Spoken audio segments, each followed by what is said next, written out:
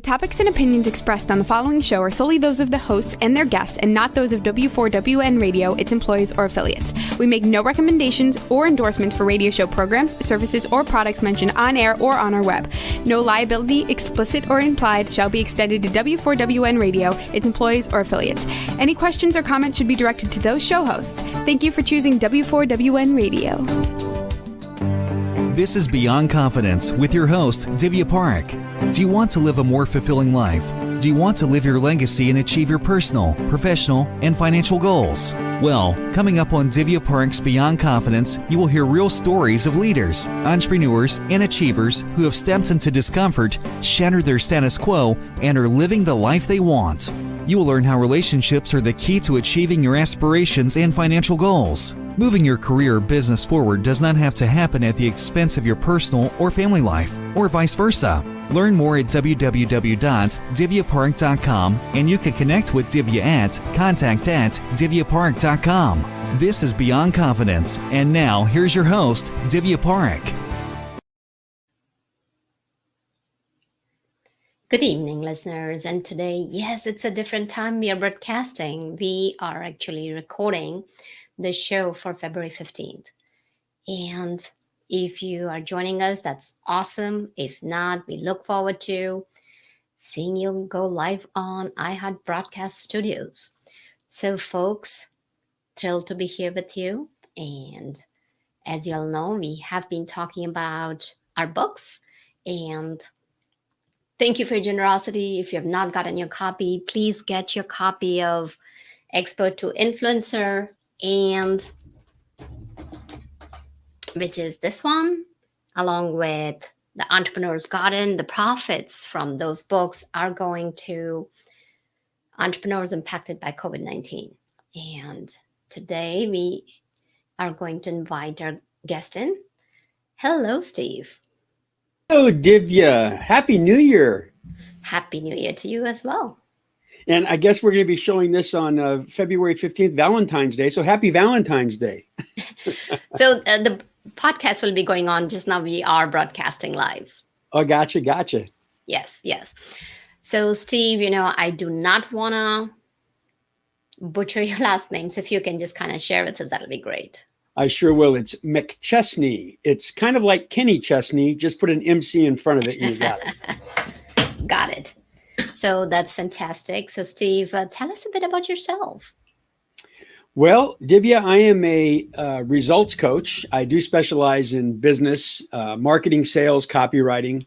I actually call it my company Beyond Business Consulting because I do more than just business. Just like yourself, I talk about life and, the work-life balance and things like that as well.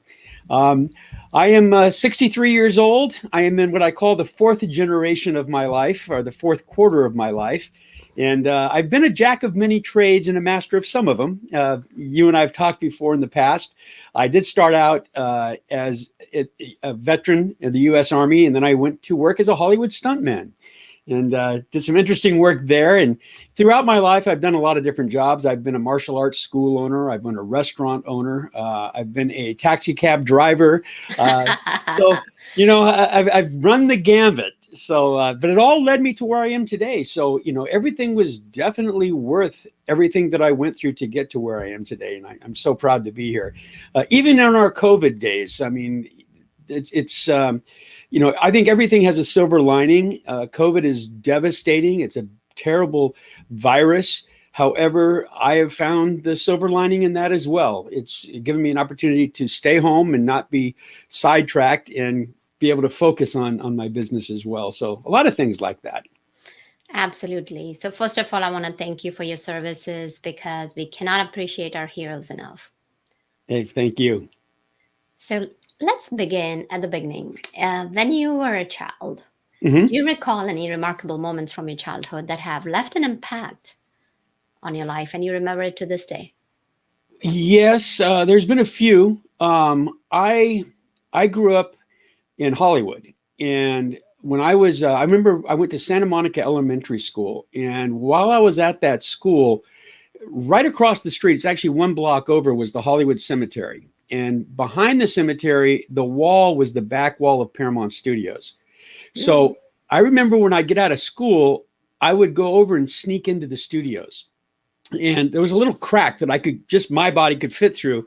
And when I was on the studio lot, nobody really questioned it because they thought I was the kid of somebody, an actor or director or somebody. So, I just kind of walked freely, and I'd go into sound stages and I'd watch filming.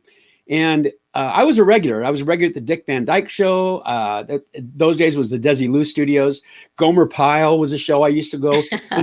Bonanza was a show that I used to go to. But I remember it made an impression on me that that's what I wanted to do for a living. I wanted to be an actor. I loved the make-believe. I loved the whole being on a set and seeing what they were doing and seeing how they treated the actors, and people walking around with holding umbrellas for them. I mean, I thought that was pretty good. I'd like to have somebody do that for me. So that was kind of my first view of what Hollywood was all about, and that was always my aspiration. So when I went into the Army and got out of the Army, I went to film school. I decided I'm going to make this a career, and I went to Los Angeles and went into film school. But, government, because I was a veteran, the government paid for my tuition, but they didn't pay for my rent. They didn't pay for my food. So I had to pay for that myself. So I had to get a job. And I got a job as a waiter. And I got to tell you, I love waiters because I tip them immensely. Those men and women work so hard to feed hungry, grumpy people. It was the worst job I ever had.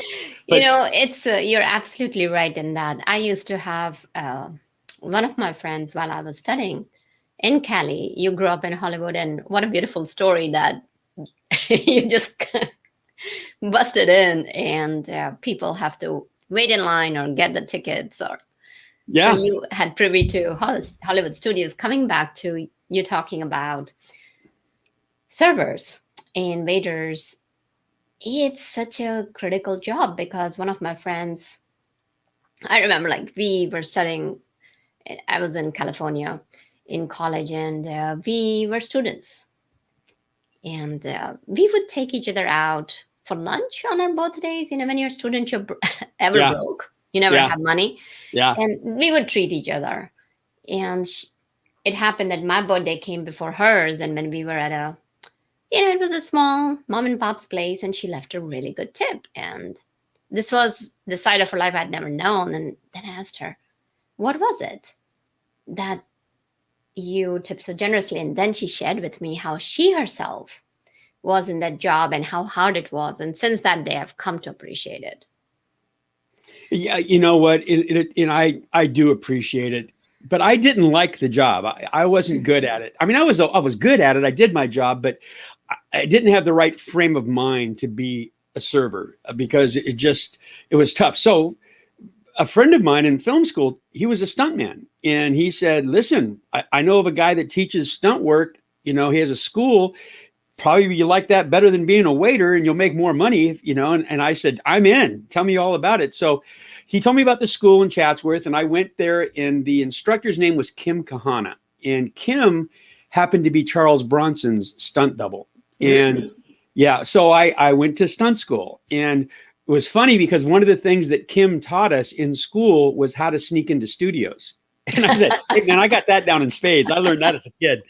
So, I mean, it worked because I snuck into Universal Studios, and they were filming Battlestar Galactica at the time. And Lauren Green was one of the stars of that show.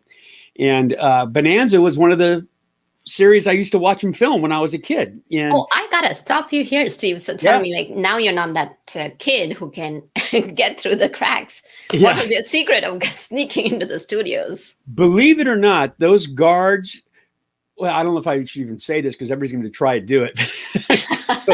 but the guards at the gate, it's like anything else. I think it's just like in life. If you show a lot of confidence and you just look like you belong, they don't question you. You do have an issue trying to drive in. If you drive in, you've got to have a pass waiting for you at the gate. But if you walk in, I just wait for a group of people to start walking through next to the guard gate, and I just kind of join them and just walk right in with them, So, but I mean, again, it's the confidence. If you have the confidence, like anything in life, you get away with a lot of things if you have a lot of confidence.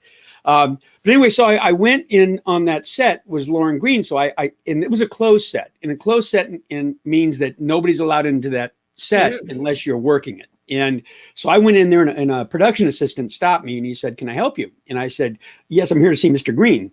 And he said, "Okay, what's this about?" And I said, "Well, he's an old friend of mine." And he said, "Yeah, right." Excuse me. He said, "Right, yeah, okay, you're gonna have to leave." And I went, No, he's an old friend of mine. I'm flailing my arms. And Lauren Green's sitting in his director's chair and he sees this and I'm kind of pointing at him and he waves us over. Production assistant wasn't very happy, but he did it. So we walked over and I said to him, I said, "Mr. Green, you probably don't remember me, but when I was a kid, I used to visit the Bonanza set." And he looked at me and he goes, "Stevie?" I went, "Yeah." Hugged me. "What are you doing?" I said, "I'm in stunt school. I'm trying to become a stunt man." And he said, "Do you have your SAG card yet?" And I said, "No, not yet. I'm still working on that." He said, "Gonna handle it." He got me my first job on Battlestar Galactica. I got punched. Got my SAG card. So that's kind of started it off. All right, you got to tell me, what's a SAG card? I'm sorry, Screen Actors Guild. It's the union that actors belong to. And in California, it's not a right to work state. It's a union state. So a production company can't hire you unless you're a member of the union. You can't become a member of the union unless you've been hired to work someplace. So they have what they call a Taft-Hartley Act. And a Taft-Hartley Act is the only way a producer can get away with hiring a non-union person. And it's only if they have to have it right now and they don't have a union person that can do it. So that's what they did with me. He got me a job right then and there to get punched. And they didn't have a stuntman on set to get punched. Hired me, got my SAG card. So, and that allows you to work. That's what gives you the right to work in the business. And so I ended up doing over 350 movies and TV shows. But I'm going to go back just a little bit once again to my childhood, because you asked if there was something that stood out in my mind. One of the other things that stood out in my mind, there's a hotel called the Harvey Hotel, and it's on Santa Monica Boulevard. Again, not too far from my school. But I didn't know it at the time as a kid, but behind that hotel was a private studio for recording. And so, I investigate everything as a kid. So I'm going through alleys and everything else. Well, I'm back there and there's this guy and he's having a cigarette. And I'm walking around. He goes, "Hey, kid." And I said, "Yeah." And he goes, "Come here, man. I want you to listen to something." I don't know any better. This is like somebody handing me candy or something. But he said, "I want you to listen to something." I said, "Okay." So we go into this studio, and it's a recording studio. And he plays this. There's a lot of people in there, and they play this music for me. And he goes, "What do you think of that? Do you think it's cool?" Because that was the lingo back then. And I said, "Yeah, I think it's pretty cool." He goes, "No, but do you really think it's cool? I mean, what do you think?" And I said, "I think it's really cool." He goes, "Man, thanks a lot." And that was it. But you know who it was? It was Peter Fonda, and they were doing the music for Easy Rider. Oh, wow. So Peter Fonda asked me to come listen to the music. What an amazing thing for a kid. What are the odds? What are the odds? So, yeah. So anyway, Hollywood was where my stomping grounds were, and the movie business was where I was at. But I ended up getting hurt, and that ended my career. Didn't need to. I mean, I had made it in Hollywood. I most of my stunt buddies, they'd all broken their bones. They were wired. And that was part of the deal, being a stuntman. But to be honest, it was a pain I never wanted to go through again. So I gave up my stunt shoes. And I stayed in the entertainment business for a while. I became a talent manager, and I had celebrity clients. I got to travel the world. I got to see some amazing places. And the thing about traveling the world, I got to see a lot of different lifestyles. I mean, so go ahead. Let's go back to your stuntman. Okay. Time. Do you recall any times, or can you share who you have been a double for, and something that's remarkably about that person, celebrity, or a couple of stories there? Because I'm sure our listeners would enjoy that. Yeah. Well, I've never been what they call a stunt double. I didn't double any actors. I was usually a guy that was driving a car in a car chase. The actor that was supposed to be like, I used to work on Starsky and Hutch. And I used to do a lot of the car chases with that. But those were nondescript guys. And the actors, the stars usually had their stunt double who worked all the time with them. They always had the same guy who looked just like them, basically, same height and everything else. So I never really did that. But I will tell you of a movie that I did. And it's one of my favorite memories of doing a movie. Well, I got two of them actually, but this one was Star Trek 6. Now, I was a crew member. Star Trek, yeah. Yeah, I was a crew member on the Enterprise. And what's memorable about that movie was it was the last movie that was done by the original cast members from the TV show. Leonard Nimoy and William Shatner and all those guys. Well, they used to give us what they call a call sheet. And a call sheet is an 11 by 17 paper, and it tells you what time to report to wardrobe the next day, what time to report to makeup. And it was for everybody, cast and crew. And everybody would get one every day. At the end of the day, they'd hand you so you know the next day what time to be there. Well, once you read it and you knew what it was, you just throw it away. Well, come to find out later in life, since it was the last movie with the original members of the cast, those call sheets were selling for up to $1,000 a piece at Star Trek conventions. And you're like, only known. Yeah. And the other movie that's memorable to me, I did Naked Gun 2.5, and it was just a fun shoot. If you ever see the movie, there's a scene in there. We've got a house surrounded in South Central LA. And it's a drug house, and it's all SWAT members, and we're all over there, and everybody's aiming their guns at this. Leslie Nielsen comes. Now, right before Leslie Nielsen comes, we call it the Roach Coach. It's one of those lunch wagons, pulls up and opens the sides, and all these SWAT team members are going over and getting coffee and donuts. This is while they have a house with guns at them. So Leslie Nielsen comes up, and Leslie Nielsen, there's a SWAT team member that's leaning over a car with an M16 aiming at this house. And Leslie Nielsen slaps him on the back and says, "How you doing, soldier?" And as soon as he hits him, the guy shoots. Well, when he shoots, of course, everybody else starts shooting. And they cut to me, and I've got a donut in my mouth, a cup of coffee in one hand, and an M16 in the other hand, and I'm blasting away. So just a fun scene, and typical slapstick humor that Naked Gun was. So yeah. Oh, yeah. A couple of things like that. I did For the Boys with Bette Midler and James Caan. And what's memorable about that show is my brother also worked on that. My brother is a very talented singer and musician. And during lunch breaks, him and Bette Midler would sit, and he'd play the guitar and they'd sing together. I thought that was pretty cool. Very cool. Yeah. And some fun stories. Yeah, some fun stuff. Great time in my life.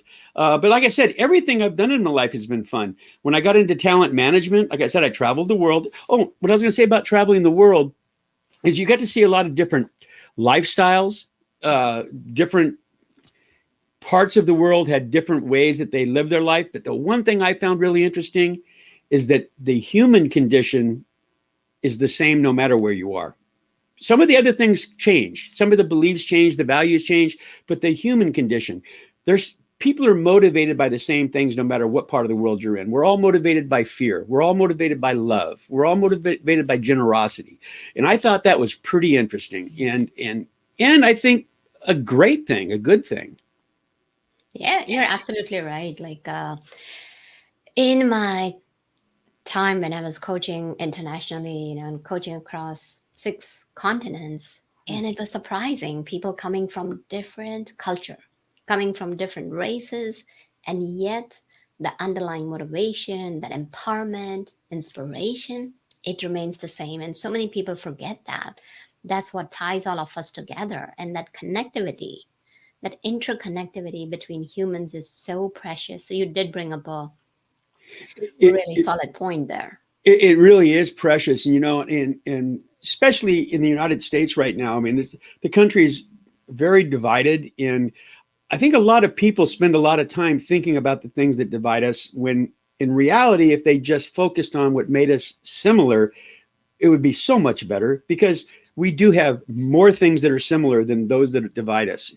If they want to get superficial and make it about race, or make it about religion or sexual orientation or things like that, that's very superficial when you really think about it, to the human condition, because we're all in this together, and we're all part of this community, and it's worldwide. It's, and it's my mission to help inspire that, because I think that everybody would be happier. They would put a smile on people's faces instead of these frowns that I've been seeing, Absolutely. And it's so important to have that mission. So for example, currently we are doing a project, which is something called Thriving Beyond Crisis. And the whole idea is that anywhere you turn on the TV or you're watching people. It's all about negativity, negativity, even on social media.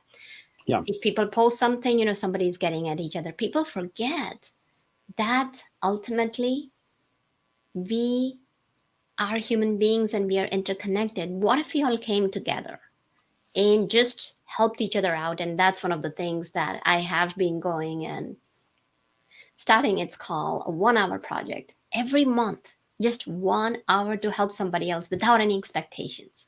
And when you do Oh, I that, like think that. about it. Even if it's 100 million people in US, right? Adults. And if you could count like, okay, you know what? I'm going to devote my time smiling at people. And even, yes, folks, even if you're wearing masks, studies have been done that show that your smile will reach your eyes. So think about Yeah. it, 100 million hours every month. Where could we go to? So definitely agree what you're saying with. Divya, that's a great movement to start and incorporate and get it to catch on. You mentioned that especially social media, that a lot of negativity going on. It's amazing. The other thing about people is when we're hidden behind a keyboard, we're willing to do things that we wouldn't do face to face. And it's unfortunate that they would go to something negative. Pretend you're face to face when you're on that keyboard. Maybe that'll help that movement that you're talking about. And a smile does make a difference, because a smile, it's very hard to be angry if you have a happy face on. Yeah, no. And when you brought up a great point that when you're behind that keyboard, you find that it's okay to be nasty. It's okay to criticize others. Think about it, folks. Rather than dehumanizing the other person, it doesn't matter. Even if they have a different opinion, it's okay. And there's so many times what happens is that our loved ones are on different sides. Find a common ground. Don't talk about things that separate you.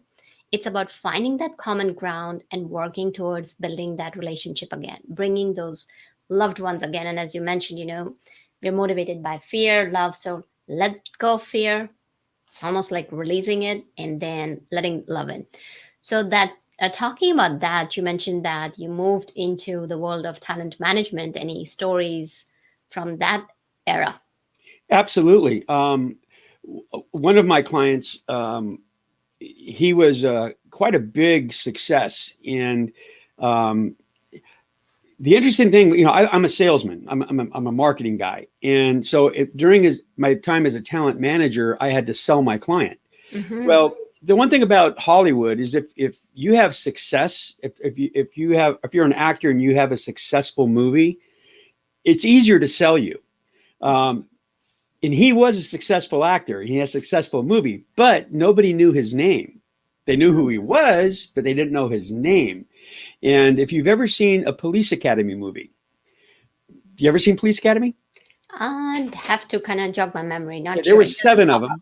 They made 7 of them. Okay. But Police Academy, the first one that was made, Mm-hmm. my client was in. He was one of the stars, but nobody knew his name. They only knew him as the guy that did the noises with his voice.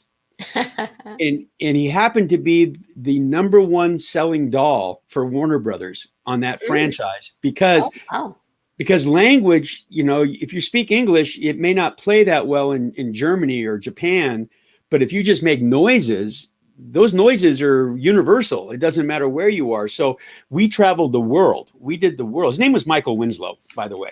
Mm-hmm. So we traveled the world. And some of the things that I found interesting, we shot Police Academy 7 in Moscow, and we were in Russia. And that was in 1993. Well, it was very interesting because while we were there shooting that movie, there was a coup attempt. And tanks had rolled down the road. They actually took us and put us into this old KGB headquarters and surrounded us with Marines because they didn't know what was going to happen to the country. It lasted 1 day. But still, it was exciting. It was different for us. I was also in Germany with him, and we were on the Autobahn, and the driver driving us was doing 145 miles an hour in a Mercedes. And I'm like, my eyes were this big, and a motorcycle passed us. And he turned and he looked at me and he went, "He never would have passed me if I had my summer tires on." I was like, okay. Went to Bogota, Colombia. I saw the most amazing artisan who did sculptures with matchsticks, with wooden matchsticks. He had a magnifying glass and these, the little scalpels, and he made the most amazing, beautiful sculptures of these matchsticks. So yeah, I mean, just traveling the world, that was the main thing I got out of that part of my life, was being able to witness people around the world, like we talked about earlier. I also, in my book, I talk a lot about the different generations, because that's another thing that divides people. And this is from the beginning of time. It doesn't matter. Every generation complains about the next generation behind them. And every generation thinks they're better than the other generation, and the younger generation thinks the older generation doesn't know anything. So talking about that, you said you had to market to your clients. Yes. So let's explore marketing. Like just now, people are short-tempered, and I am seeing that, like, people's nerves are frayed. Yeah. And because people have been through a lot. So it's important to have that empathy. Now, that said, more and more people are migrating online. So what would you say that despite, the world is ever changing, how can people go about marketing during these times? Well, the principles of marketing are the same as far as like the right headline, the right lead to create interest in whatever product or service you're selling, the right way to create desire in it, and then a call to action. That doesn't change whether you're, in person or you're online. However, everything is moving to online. Now, COVID made it happen faster, but it was already on its way there. But COVID made it faster, so that now everybody is online. And if you think about it, a lot of this is being, I don't want to say it's being driven. We talked about generations. It's being driven by Generation Z, our newest generation. The oldest Generation Zer right now is about 24 years old. They're just coming of age. They've never lived on this planet without Amazon. They are completely into technology. So that's why, I said, we were already heading online before COVID, but now that COVID is here and that generation's coming of age at COVID, you're going to see that marketing has to be changed completely to an online situation, to a virtual world. Again, it's because they were already heading that direction. But now marketers or businesses have to think about, how am I going to do that? Well, you see it happening right now. There's a brand new app out called Clubhouse. And Clubhouse is all about, you can't type anything, you've got to talk. And you're in virtual rooms talking with other people. Well, I think Generation Zers prefer that. They'd rather be online doing that than going to a networking event someplace. So it's happening here. We're just seeing it slowly but surely. But, like I said, the principles of marketing are going to be the same. You still have to be able to, find a prospect. You got to get them to know, like, and trust you. And then you've got to be able to sell them. I mean, marketing is acquiring the prospect. Selling is being able to get them to buy your product or service. So they're two different things. But right. And you mentioned something very critical, that the principles remain the same. And yes. When you move from thinking of marketing and selling to serving, then the whole equation and dynamics changes. For example, let's say if somebody wants to market to Z generation, and rather than telling them the benefits and features and pushing it down their throat, if you come from a place that, how can I make these people's lives better? It makes everything so much easier. Like, not only product development, not only how you're marketing, how you are talking to someone. So would you like to shed some light on that? You see, you hit the nail on the head. And that's another thing about marketing and sales that remains the same. Anytime you're pushing the features and the benefits, a salesman is trying to talk you into buying something. No, you don't want to do that. You want to see how you can serve them. If they've got a problem and you've got a way to fix that problem, that's okay. But you don't do it by saying, you have to buy this from me. You provide service to them. You be of service to them. And if they like you, they're going to buy your product without you even selling it to them. Really, I mean, make them aware of it. That's another area that, Divya, I think that we're talking about the modern day of marketing online. with email autoresponders, it's a nurturing sequence. You don't send them an email trying to sell them something all the time, because they're just going to opt out of your email list. So if you give them value every time, something that they want and they need, then they start to know you, they start to like you and trust you. Then you can say, listen, if you're interested, I do have this product, but that's a side point. Here's what I want to do for you. Here's how I want to help you. And believe me, that they come around. But that was true in the old days of sales. There's this, people like to buy, they just don't want to be sold, as the old adage goes. And it's so true right now, especially online.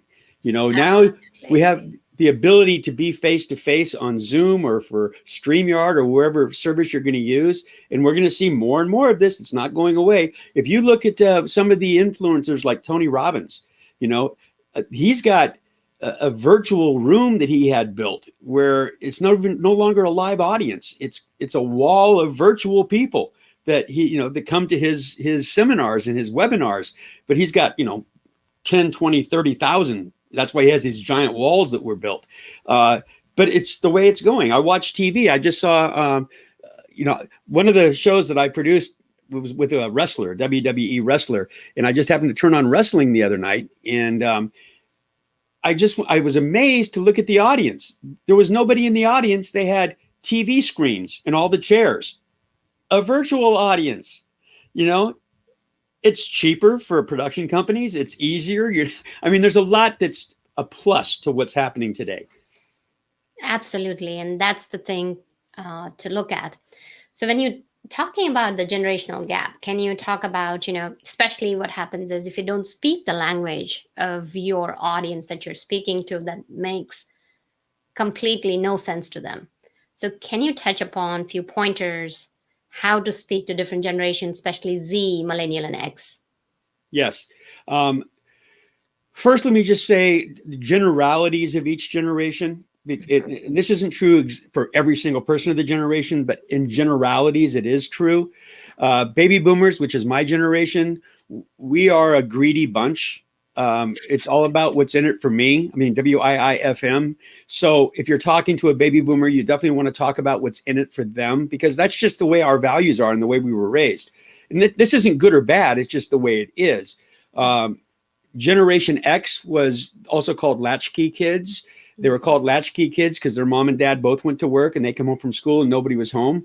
Well, there was a benefit to that. It made them become very independent. They can deal with crisis. They can take care of themselves. They know how to cook. They know how to clean.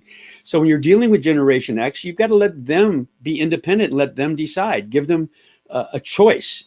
Millennials, I love millennials, by the way. I'll tell you a quick story, and then I'm going to, because it is about generational differences, and then I'll talk about how you talk to millennials. But my 3 daughters are all 3 millennials. I'm a baby boomer, remember. I'm also a veteran.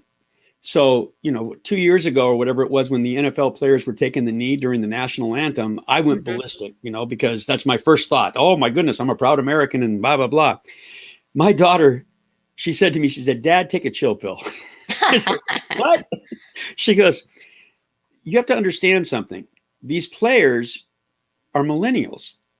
There's a different mindset. It's a different set of values that you had when you grew up. And she's feeding back to me what I teach, right? But it made me stop and listen to her. And I went, you're absolutely right. What am I, crazy? And that ended my anger. That ended my anger because I listened to that millennial. Quick another story. I've got an app that I developed, and it's a tour app. If you visit New Orleans, you can download the app. It's called New Orleans at Your Feet, and it's a walking tour, but your phone is your tour guide. And it's narrated. You can put earphones in if you want to do a French Quarter tour or a Garden District. So we did this app, and I put a lot of money, a lot of effort, a lot of energy into it. We got it made. I'm having a conversation with my brother-in-law about marketing it. Mm-hmm. And I didn't realize, but his son, who's a millennial, was listening to our conversation. And in the end of the conversation, he said, I got to be honest with you, I wouldn't download that app. And I'm like, what? I just put all kinds of energy into this. And I said, why not? He goes, well, I'm all about technology and I have my phone with me all the time, but I don't want to follow a tour app that takes me from point A to point B. I'd rather just walk around the city and whenever I'm near something cool, have my phone text me and I can push a button and read all about it. So I created, it's called a geo app. I created the app. It's with geofencing. It's our number one selling tour on my app because I listened to a millennial. My baby boomer mind didn't think of that. His did. So we have to listen to our millennials. Now, how do you talk to them? Well, first of all, you need to understand their language. They don't like email. They don't do Facebook anymore because parents are on it. But they do like. It's totally uncool. Yeah. That's exactly right. But what they do like is they like text messaging. So anybody that's smart in business out there is going to find a way to use text messaging if they want to reach the millennials, because that's their preferred way of communication. Once you understand their preferred way, then it's easier to get into the conversation that's already in their head, as they say. So that's one of the ways to talk to them. I would use hashtags when I talk to them because they recognize that as well. The one thing you don't ever want to do, and it's what we started this conversation with, you don't want to talk divisiveness. You don't want to talk disparagingly about anybody's skin color, their race, their religion, their sexual orientation, because millennials like all people. They love all people. They're not divisive like the baby boomers are. They are. It's great if you think about it. They are bringing something new. I that love the it. older generations can learn from them. They absolutely can.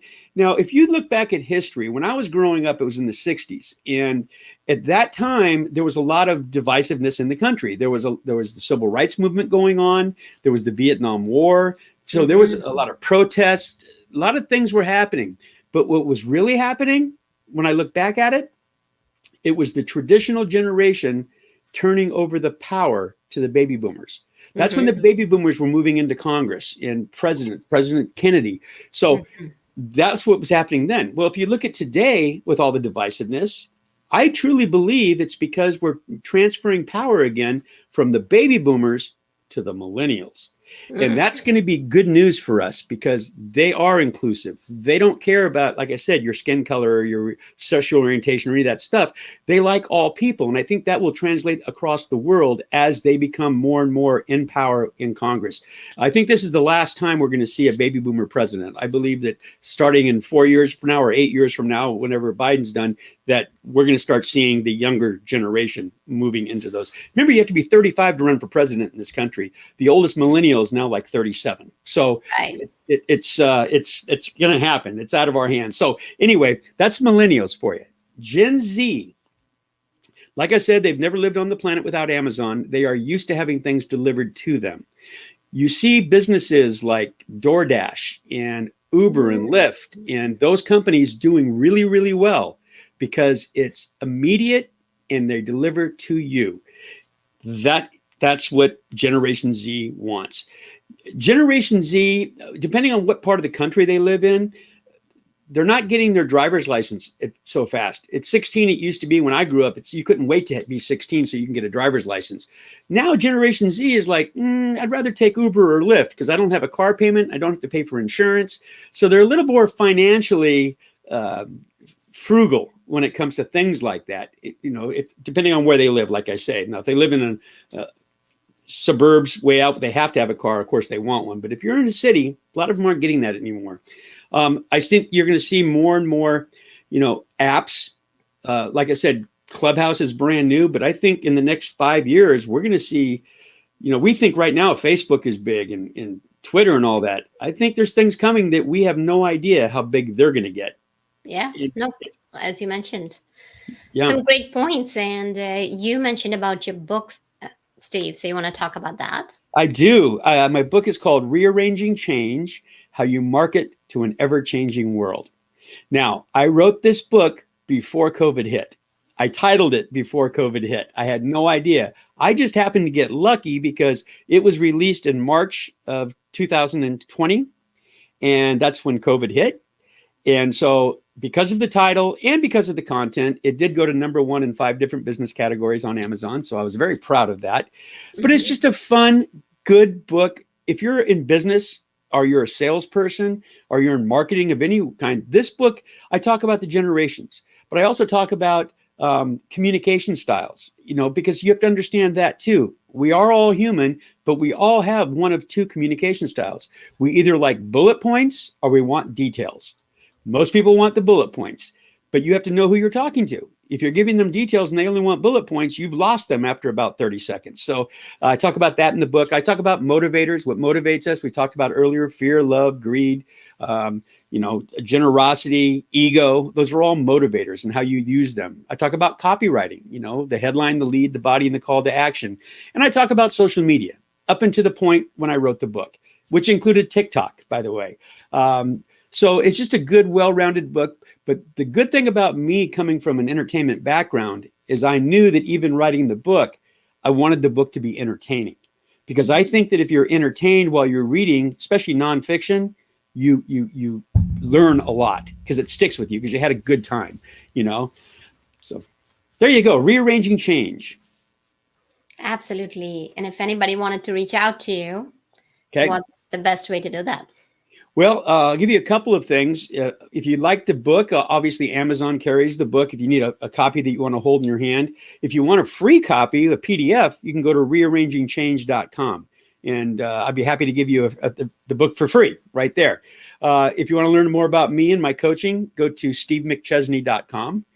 Just like the spelling that I have, McChesney, just like Kenny Chesney with an MC in front of it, but stevemcchesney.com, and you can see all about the coaching. You also can see the other books. I've written 4 books, and all of my books are there. My podcast is there. I have a podcast called Rearranging Change. It all goes hand in hand with the book. And boy, change is happening, isn't it, Divya? Change is the name of game, and that's our new normal. It really is. It has been our actually normal if you kind of think about it for past couple of decades, especially with the advent of internet in 80s. Yes. And as you were talking about intergenerational, because every generation is defined by the social issues and the media they have been exposed to. Going from radio, listening to radio, to going to that black and white silent movies, to TV shows, to now where it's like live streaming, and TV is kind of getting outdated. So definitely changes the name of game, and it's important. And it's always good. I think it's always good. It doesn't seem good at the time when it's changing, but in the end, I think it's always good. It's, interesting thing about one more thing about Generation Z, I got to say, my neighbor has a 6-year-old, right? He told me, he said, I had to really stop and think when I heard my 6-year-old say, Alexa, what is 12 plus 13? Alexa, how do you spell rainbow? It's different. When we grew up, we had to do homework. We didn't have, our smartphone or Siri or Alexa to answer questions for us, because talk about change. That is the new normal for that generation. We do things with voice now. We don't, and I don't know if that's good or bad yet, but I guess it's all good. Like I said, change is going to happen whether we like it or not. Absolutely. And talking about the story that you mentioned about a 6-year-old, I just recently saw a clip. It was so funny that here is this guy, before he leaves for his job, he tells his Alexa or whatever voice activated system in the house, oh, keep the temperature at so and so. And then he goes to dentist, and he comes back from dentist. He's standing in front of his door and he says, open door, because his voice has been changed. And he has had a couple of numbing injections, and he goes, open the door. And of course, the voice says, do not recognize it. He's standing there drenching. And then they show somebody else, like his neighbor. She's opening her door with an old key and walking in. So there is no right or wrong. It's no right or wrong. Change, like you said, and it's about being resilient, adapting, and just going with it. Go with it, accept it. It's funny. You bring up his mouth was full of marbles and open the door. I'm surprised that they didn't go, calling 911. Intruder. Well, there you go. That could be a possibility too. So it's been a lovely conversation. Thank you for joining us, Steve. Divya, it's my pleasure. It's really my pleasure to see you again.